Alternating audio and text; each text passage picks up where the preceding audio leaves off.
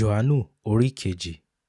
Ní ọjọ́ kẹta, wọ́n ń ṣe ìgbéyàwó kan ní Kánà ti Gálílì. Ìyá Jésù sì wà níbẹ̀. A sì pe Jésù àti àwọn ọmọ ẹ̀yìn rẹ̀ sí ibi ìgbéyàwó náà. Nígbà tí wáìnì sì tán, ìyá Jésù wí fún un pé wọn kò ní wáìnì mọ́. Jésù fèsì pé, "Arábìnrin ọ̀wọ́n, èéṣe tí ọ̀rọ̀ yìí fi kàn mí? Àkókò mi kò tíì dé." Ìyá rẹ̀ wí fún àwọn ìránṣẹ́ náà pé, "Ẹ ṣe ohunkóhun tí ó bá wí fún yín." Ìkòkò òkúta omi 6 ni a sì gbé kalẹ̀ níbẹ̀, irú èyí tí àwọn Júù máa fi ń ṣe ìwẹ̀nù, èyí tí ọ̀kọ̀ọ̀kan wọn gbà tó ìwọ̀n 20 sí 30 jálá. Jésù sì wí fún àwọn ìránṣẹ́ náà pé, "Ẹ pọn omi kún ìkòkò wọ̀nyí."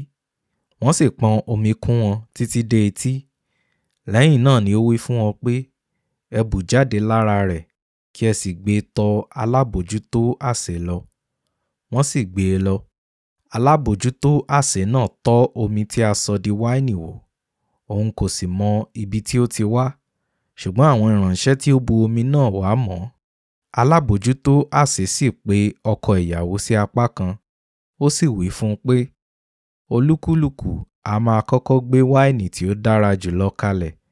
Nígbà tí àwọn ènìyàn bá sì mú yó tán, nígbà náà ni wọ́n á mú èyí tí kò dára tó bẹ́ẹ̀ wá. Ṣùgbọ́n ìwọ ti pa wáìnì dáradára yìí mọ́ títí ó fi di ìsinsìnyí." Èyí jẹ́ àkọ́ṣe iṣẹ́ àmì tí Jésù ṣe ní Kánà ti Gálílì. Ó sì fi ògo rẹ̀ hàn, àwọn ọmọ ẹ̀yìn rẹ̀ sì gbà á gbọ́. Lẹ́yìn èyí, ó sọ̀kalẹ̀ lọ sí Kápánámù, òun àti ìyá rẹ̀ àti àwọn arákùnrin rẹ̀ àti àwọn ọmọ ẹ̀yìn rẹ̀. Wọ́n sì gbé ibẹ̀ ní ọjọ́ pípẹ́. Àjọ ìrékọjá àwọn Júù sì súnmọ́ etílé. Jésù sì gòkè lọ sí Jerúsálẹ́mù. Ó sì rí àwọn tí ń ta màlúù àti àgùntàn àti àdàbà àti àwọn onípàṣípàrọ̀ owó nínú tẹ́ḿpìlì wọ́n jókòó. Ó sì fi okùn tẹ́ẹ́rẹ́ ṣe pàṣán. Ó sì lé gbogbo wọn jáde kúrò nínú tẹ́ḿpìlì, àti àgùntàn àti màlúù. Ó sì da owó àwọn onípàṣípàrọ̀ owó nù. Ó sì ti tábìlì wọn ṣubú. Ó sì wí fún àwọn tí ń ta àdàbà pé, "Ẹ gbé nǹkan wọ̀nyí kúrò níhìn-ín. Ẹ má ṣe sọ ilé Bàbá mi di ilé ọjà títà." Àwọn ọmọ ẹ̀yìn rẹ̀ sì rántí pé a ti kọ ọ́ pé, "Ìtara ilé rẹ jẹ mí run."